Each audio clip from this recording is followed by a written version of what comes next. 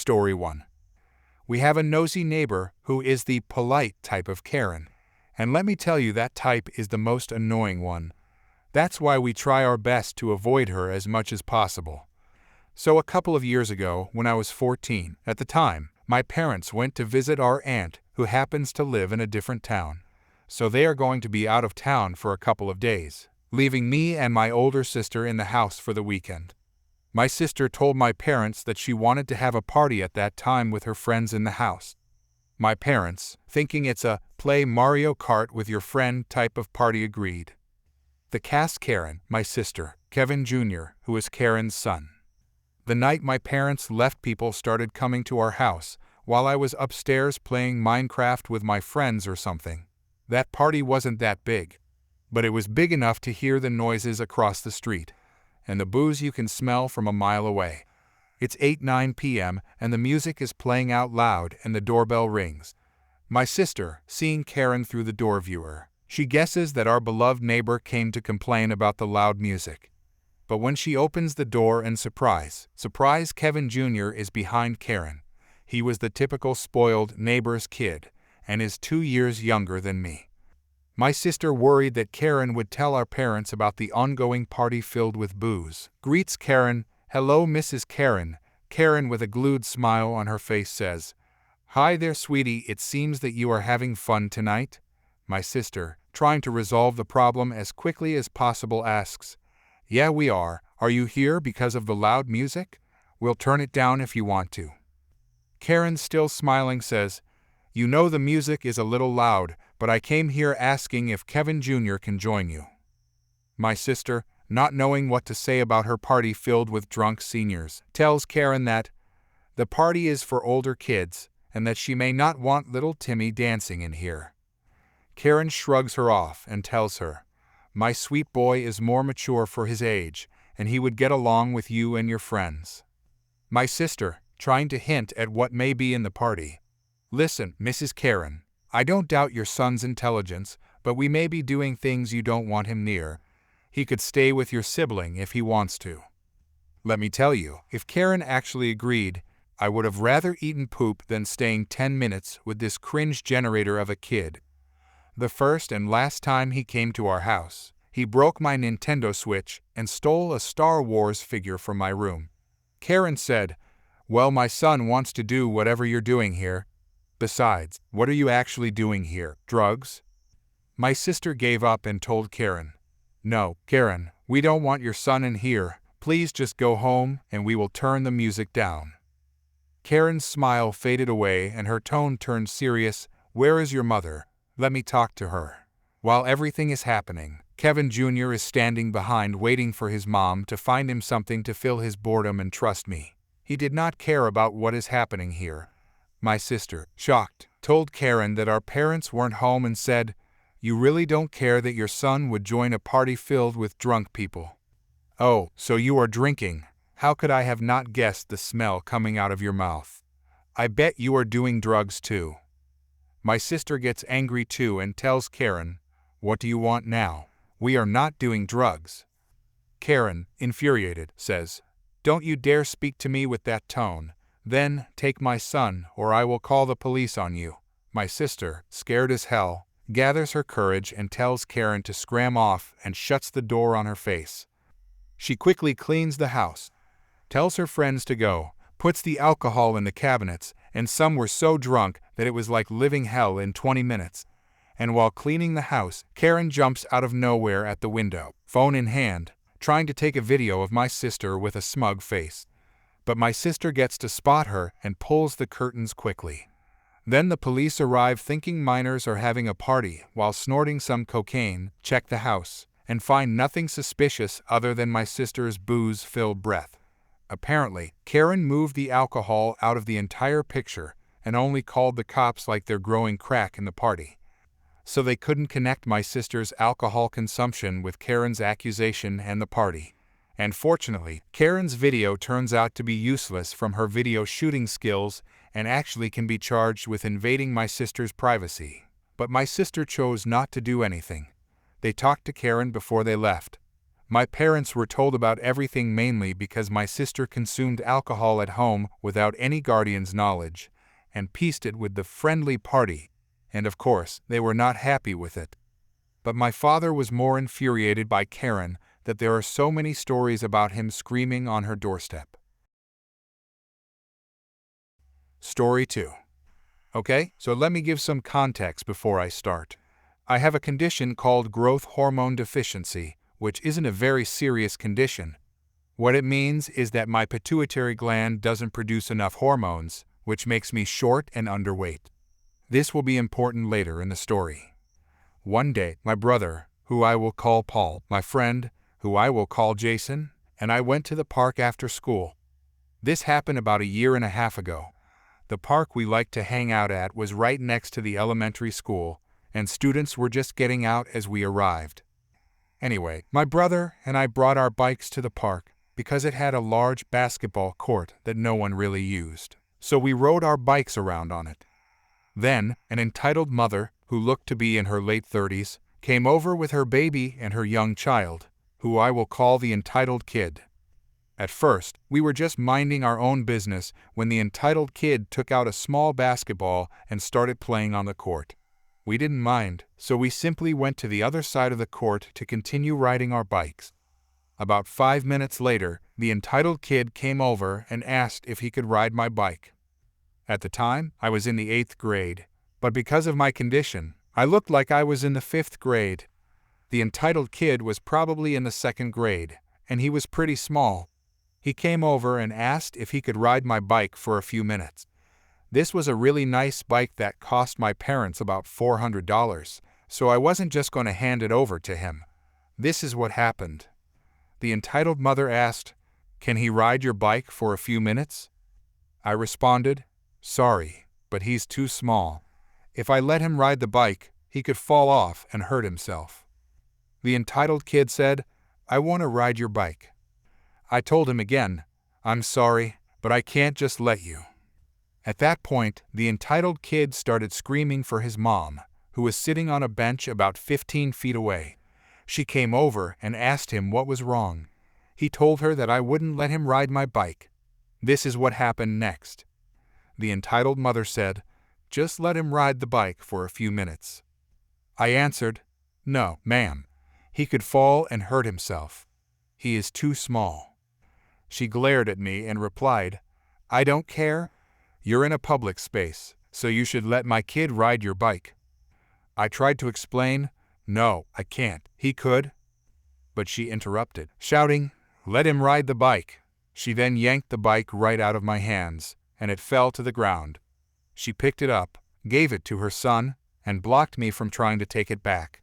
She warned me, "If you touch me, I'll call the police for assault." Then crash! The entitled kid rode straight into the basketball pole. He was too small, and he could barely steer or reach the pedals. He started crying, and the chain on the bike got stuck. He had a small scratch from hitting the pavement, and there was a little bit of bleeding, but it wasn't anything serious. I shouted, "You broke my bike. That cost $400. The entitled mother snapped back, "I'm calling the police for child endangerment." I quickly responded, "Then I'm calling the police for destruction of property and assault." I didn't mention it earlier, but when she yanked the bike away, she grabbed my arm and even elbowed me. As soon as she heard what I said, she ran off with her son and baby.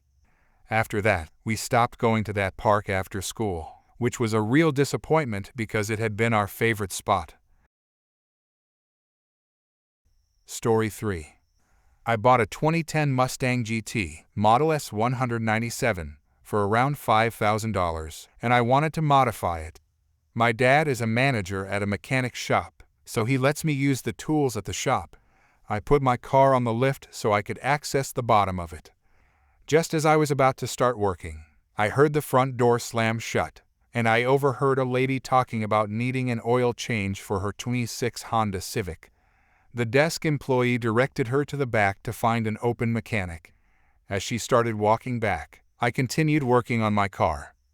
She noticed me looking up as she came toward the work area and then saw me turn back to my car. When she walked in, she came over, tapped me on the shoulder and said, "Excuse me, but I saw you staring at me, and then you went straight to a car to work on it, so you could avoid working on my car." I replied, "Ma'am, I don't work here, I'm just—" She cut me off, insisting, "Yes, you do. You're back here working on cars, so obviously you work here." I responded, "I'm just here working on my own car. Please go ask someone who actually works here, sorry." She got irritated and said, "I want to talk to the manager and get you fired because you're too lazy to do your job. And you're too young to even own a car like that." She was referring to my 2010 Mustang GT, which I had purchased for around $5,000. At that point, I decided to just go along with her story. I said, "Fine, you got me. I do work here.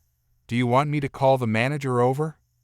With a smug expression, the lady said, "I knew it, you lazy kid." So I pulled out my iPhone 5 and called my dad, who is the manager. The call went like this. Me. "Hey, I have a lady down here wanting to talk to you. Can you come down here?" Dad. "Yeah, sure, no problem. I'll be there in 5. "Okay, see you soon then?" I hung up and told her, "He said he'll be here in 5 minutes. She smirked and said, "You're going to lose your job." A few minutes later, my dad arrived. I waved at him through the garage door, and he walked in, heading straight over. He asked the lady politely, "What seems to be the problem here, miss?" She pointed at me and said, "This young man tried to get out of working. He claimed he doesn't work here and even tried to say this car is his." She pointed at my deep black Mustang as she spoke. My dad smirked slightly and asked her, "Would you like me to have this young man removed from the lot?" She quickly answered, "Yes, right this moment, and he should be fired." My dad then calmly said, "Oh, okay, but I forgot to mention something important. My son doesn't work here. He just uses the shop to work on his cars, and that car you're pointing at is actually his. I even went with him to buy it." The lady's face turned bright red as the truth sank in. Flustered, she suddenly picked up a wrench and threw it at me. Luckily, I dodged, but it hit the side of my car instead, leaving a dent. She shouted, "Forget all of you," in frustration. She tried to storm out, but several of the shop workers blocked the doorways. Most of them are about 6 feet tall and pretty strong, so she had no chance of forcing her way past them. It took only about 10 minutes for the police to arrive. Before heading to the back, the officers reviewed the front desk footage of what happened. After I gave my side of the story, the lady was charged with damaging personal property. That was the end of the whole ordeal. Unfortunately, I don't have my Mustang anymore, since I eventually sold it and bought a Jeep instead. As for the lady, I haven't seen her since that day. Story 4. This happened during summer break from college when I was back in my hometown. I was almost 21 and had been working at a local garage to make some extra cash before heading back to school. My friend told me about this party that his buddy was invited to, way out in the rural part of town. My friend was one of my closest buddies from high school. The other guy, well, he was this smooth-talking charmer who always seemed to have some sketchy scheme going on. Think of that guy who's good-looking enough to get away with almost anything, but always pushes his luck just a little too far. That was him to a T. I was designated driver that night since I had my old Mazda van. Thing was a beast, but it got us around. We drove out to this run-down house where the party was happening. The whole setup was in the backyard around a big bonfire, surrounded by pickup trucks and people in boots and farming gear. The weird part was that the woman who owned the house was there supervising everything. She was this middle-aged lady in a tank top who was just letting everyone drink, even though half the people there were clearly underage. Since we were almost legal anyway, we didn't think much of it at the time. The party was going fine for the first couple hours. My smooth-talking friend, being himself, ended up sitting on the back of someone's truck with this girl he'd just met. Good for him, I thought. But then I noticed across the yard that this other girl was crying her eyes out. I didn't know her, so I didn't want to get involved in whatever drama was happening. She looked pretty upset though. After a while, it was getting late, and we decided it was time to head out. That's when everything went completely insane. When we're walking toward my van, the tank top lady starts screaming and charging across the yard like some kind of wild animal. She was yelling about calling the police and how we thought we could just treat her daughter like garbage. My friend and I are looking at each other like, what the hell is happening? Turns out my smooth-talking buddy had some kind of history with the crying girl. Maybe they dated, maybe they just hooked up. I never got the full story. But when he was with the other girl at the party, the daughter got upset and told her mom what was going on. So now this entitled mother thinks she has the right to play judge and jury because her daughter is sad about seeing her ex with someone new. She kept screaming about how we were all going to jail and that nobody disrespects her family. I tried to tell her we were just trying to leave and that there was no crime here. She got even madder and shouted back that I shouldn't dare tell her what's a crime in her own yard. I still don't know what she thought the police were going to do. Like, what law did anyone break? Your daughter's feelings got hurt. But here's where it gets really bad. This psycho woman walks up and slaps my friend's new girlfriend right across the face. Hard. Both my friend and I tried to get between them, but this lady was on a rampage. My other buddy had already jumped in the car because he could see this was about to get ugly. The girl my friend was with managed to get in the passenger seat of my van and I got behind the wheel. But she couldn't get her door locked before the crazy mother yanked it open and started trying to drag her out of the car. The girl was begging for help, and this maniac kept trying to pull her out while she was strapped in with her seatbelt. The crazy woman was screaming that we weren't leaving until the police got there. The girl had her seatbelt on, so this maniac is literally trying to rip her out while she's strapped in. I could see the door was bending backward from all the pulling. I ran around to the passenger side and tried to wedge myself between the girl and this lunatic mother. I'm trying to push her back and protect the girl at the same time. I told her to let go and that she was damaging my car, but she yelled back that she didn't care about my stupid car. I managed to get her to step back from the van. I thought maybe that was the end of it and we could just drive away. But when I turned around, she punched me right in the chin with a closed fist. This grown woman just decked me for trying to stop her from assaulting someone else. My jaw was ringing and I could taste blood. That's when my self-defense training kicked in. I threw a straight kick right to her collarbone and knocked her flat on her back. She went down hard and started crying and screaming even louder. She kept wailing about how I assaulted her and that she was calling the police and we were all going to prison. We didn't stick around to hear the rest. I gunned it out of there with gravel flying everywhere. Everyone in the car was half laughing, half in shock at what had just happened. My friend was shaking his head and saying he couldn't believe I kicked her. I told him she punched me first and asked what I was supposed to do. The girl thanked me for helping her and said that lady was completely insane.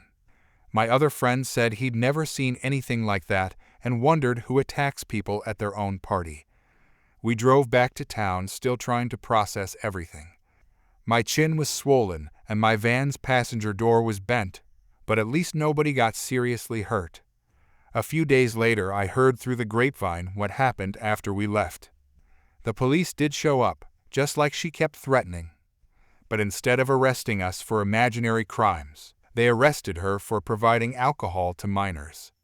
Turns out when you call the cops to your own house where you're hosting a party with underage drinking, they tend to notice that part. Who could have seen that coming? So this entitled mother who thought she could assault people and call the police ended up getting herself arrested instead. Sometimes the universe has a sense of humor. My friend never did tell me the full story about what happened between him and the daughter. But I learned that night that some people think being upset gives them the right to attack strangers. And I learned that my old karate lessons still worked when I needed them. Story 5. I had this one friend, and I'll call them fried as I think their brain was a little fried. So we met right before 8th grade year at a one-day summer camp. We hit it off all right, and during 8th grade was okay. However, when we were freshmen, 9th grade, Fried somehow got worse. As well, Fried made friends with other people who probably are not the best for them. I did not like those people, yet Fried did. I never brought anything up about them, but I don't think they helped them be a good friend to me. Now we both are in a band, and I aspire to do music in the future. Though, I don't know about Fried. They want to be a police officer, which is fine, but they insist on still being in the band. Throughout my year with the band, it was crazy as I just moved from a clarinet of trombone and met new people. To be fair, I got a little distant from Fried, yet I still talked with them. Something else happened during our band year was that I asked Fried to help me with my hair. I'm not great at doing hair and I often need help. They started to do it, but got so annoyed towards the end. We both also play tennis, and we were the only two freshmen on the team. That meant we were grouped together. Now I played tennis for a few years, and some lessons before joining the team. I was not the best, but I was still knowledgeable. However, Fried was newer and was not the best, and me and others tried to help them. However, they did not like it. I often got help, and I am so glad and thankful I still do to this day. Now, tennis and band should have had a big red flag on it. What really got me was where we would wear different teams' day. We had two football teams, one in state and one out of state. I liked the out-of-state team and Fried liked the in-state team. They told me when they saw me they would not talk to me. I only sat with Fried at lunch, but some other friends were at the table next to mine. So I moved tables and sat with my other friends for that day. The next day I told Fried that we shouldn't be friends as I don't think it is working out too well. They then said, "Oh, that's good. I've been waiting for you to say that as I thought you weren't my friend at all. I can't believe it took you that long to realize." After that statement, I moved permanently to my other friend's table. Then I made the worst decision of my life and asked to be friends with Fried again. Sophomore year, 10th grade, was not too bad. During the tennis season, Fried got angry because we were not playing as much due to the freshmen. Junior year, 11th grade, was the worst. Fried showed up to none of the tennis conditioning times. I had work and the coach was fine with mine, but Fried just never showed. Fried was getting mad that people were doing better than them, and I got fed up with them and did some singles to not be their partner. However, I still was, and we had to work together. I tried to get away from them a lot, but it did little to no good. Fried got mad at plays I called. They got mad at the other people we faced in practice. They wanted to be above them, yet I was doing the work. They wondered why we were doing so bad, yet Fried would miss a lot of the balls coming at them. They even berated one of their partners on the court while they were playing. Nobody on the team liked them anymore. A teammate even told me that Fried said that they were the reason I was good, and in the games me and Fried played, they carried the team. As well, we are both in band this year again, which was surprising as Fried moved to a different school, still affiliated with my school. It would be hard for Fried to come back and forth between schools. I'm a squad leader, and I just started getting my hair by myself. I thought to ask Fried to see if it's fine. They complained, but compiled as well. After this, I started being pretty distant with them, and I don't think we are good friends anymore. Story 6. So, I was relaxing at work, watching over my boss's children when there was a knock at the door. I got up to answer it and wasn't exactly thrilled to see Catherine, the mother of the kids. The twins immediately ran up to her. Catherine greeted them with a big smile and started acting like a loving mom, saying, "How much Mama missed you." But honestly, the last time she saw those kids was a whole year ago. When she noticed Peter, the youngest one, she said, "You've gotten so big, Mama's little boy." Peter wasn't having any of it. He quietly moved behind me and just stared at her. Catherine's face twisted with disappointment. It's sad to admit, but Peter doesn't really recognize her anymore. He knows she's his mom, but there's no relationship between them at this point. Catherine, still clearly upset, told the twins to go get Daddy. They ran off, and as soon as Mr. Smith saw Catherine, his first words were, "Oh no, I thought they were joking." At that point, I knew things were going to get loud, so I took the kids upstairs. I went into Ethan's room, the second son, and told him to grab his game console and head into his calming space.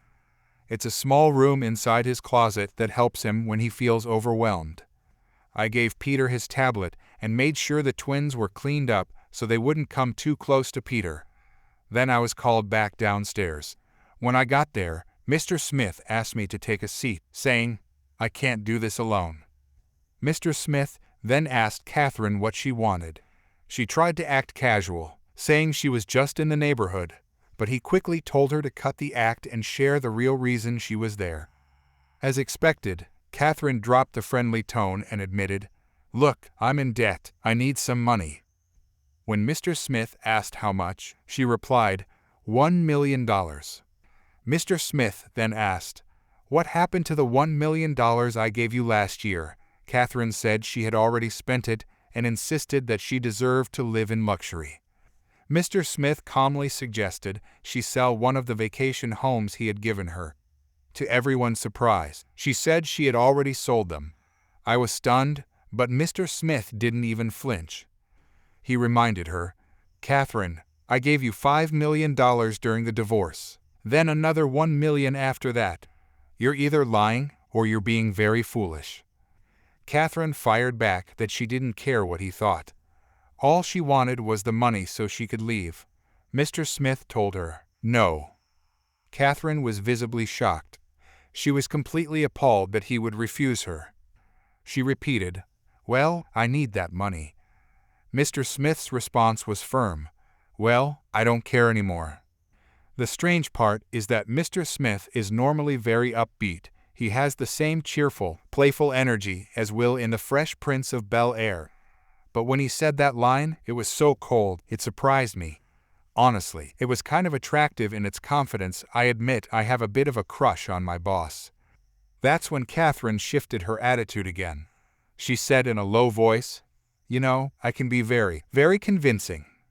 Mr. Smith answered, "I know. You convinced me to marry you." Catherine pressed further, saying, "I have connections in this town. If I make a few calls, the sheriff and child protective services." But Mr. Smith cut her off immediately. "I'm going to stop you right there. Catherine, I simply don't care. I don't care about you, and I don't care about your financial mess." Catherine asked if he thought she was bluffing. Mr. Smith calmly replied, "No, I know you're manipulative and heartless, but I don't care." Catherine's face twisted as if she had just bitten into a lemon. She tried another angle and asked, "Is your money more important than your children?" Mr. Smith shook his head and told her that his children would always come first, and that was exactly why he was putting his foot down. He said, "I'm done with you using my children as pawns just to squeeze money from me. I don't care that you're in debt. You can figure out your own situation, but I need you to leave." That's when Catherine suddenly shouted, "You have two options, give me the kids or give me the money." Mr. Smith, without hesitation, told her to get out. Catherine then tried to dash upstairs to grab the kids, but I beat her to the staircase and blocked her. She ordered me to move. I refused. Catherine snapped, "Move, you silly child. I'm their mother. I have the right to take them. You always try to act like you're their mom." I couldn't hold back. I told her, truthfully, "I've been more of a mother to these kids in the past 2 years than you've ever been." Maybe the saying is true that the apple doesn't fall far from the tree, because at that moment Catherine grabbed me by the hair. For some reason, entitled people seem to go for my hair, since both she and her daughter have done the same thing before. She tried to drag me away from the stairs. Before I could react, Mr. Smith stepped in with incredible force. With the strength of a truck and the precision of a dancer, he grabbed Catherine by the throat, pinned her against the wall, and shouted directly in her face, "Don't touch her." He quickly released her, and Catherine collapsed onto the floor. She started screaming that she was going to call the police. Mr. Smith stood over her and said firmly, "Go ahead and call them. If you don't leave my house, things will get even worse for you." For the first time, Catherine looked genuinely afraid of him. The irony wasn't lost on me. He had been her emotional and physical target for years, but now she was the one backing down. Mr. Smith then asked with cold sarcasm, "Do your legs work, or do you need me to drag you out?" That was enough to send Catherine scrambling to her feet and rushing out of the house. As soon as she was gone, Mr. Smith walked straight into the kitchen. I followed quietly and watched as he poured himself a drink. His hands were trembling as he stared down at the one he had used to grab Catherine. He was shaking with rage. I asked if he was okay, but he didn't respond right away. After a long pause, he finally muttered, "I didn't mean to lay my hands on her." Mr. Smith had never done anything like that before. Even when Catherine pushed him to the edge in the past, he never hit her. He turned to me and asked if I was all right. I told him I was fine, but I admitted I was more worried about him. That's when everything he had been holding back came crashing down. His pain, his anger, and his sadness poured out all at once. He broke down, sobbing, and the only words he managed to say were, "I'm just so tired." And then, as if the night couldn't get any worse, the front window suddenly shattered. If your first thought was Catherine came back with a baseball bat, you'd be right. My heart was racing as Mr. Smith handed me the phone, giving me clear instructions to call the police. He then rushed to get the kids and locked all of us in the bathroom. I followed his instructions, trying to stay calm while speaking with a police dispatcher on the phone. Meanwhile, I focused on keeping the 4 children calm and reassured. We all stayed huddled in the bathroom, waiting anxiously. After what felt like forever, Mr. Smith came back into the room while still on the phone with someone. A deep male voice eventually called out from downstairs, telling us it was safe to come out. We cautiously went down and saw an older man standing there with a shotgun. I instantly recognized him. It was Officer K, the police officer who lived across the street. Relief washed over me the second I saw him. What made me even happier was the sight outside. Catherine was lying face down on the ground with Officer K's son kneeling on her back to keep her restrained. Me and the kids were escorted to Officer K's house for safety while backup arrived. When the police cars pulled up, they wasted no time.